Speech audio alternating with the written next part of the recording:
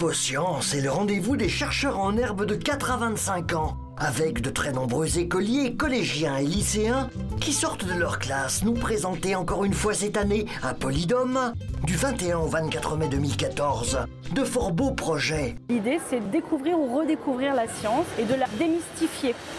On peut faire beaucoup de choses ludiques autour de la science. Témoins ces jeunes filles du collège de Besse qu'accompagnent de truculents personnages mécaniques. On a un peu un slogan, c'est prof taré, élève déjanté.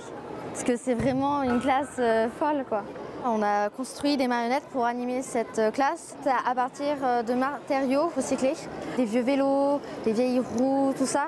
Et on a eu l'aide aussi de Nicolas de Savoy, qui est ingénieur, qui nous a aidés à souder tout ça. Et les enseignants, je pense que ça les a un peu étonnés parce qu'on s'est vraiment débrouillé tout seul.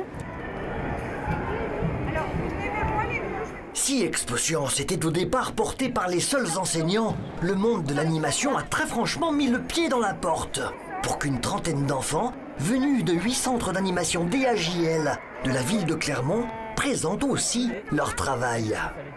Ce que je trouve vraiment formidable, c'est que les enfants découvrent la science à travers des jeux, à travers des expériences, et vont ensuite porter leur projet pour le transmettre à d'autres enfants ou à d'autres adultes.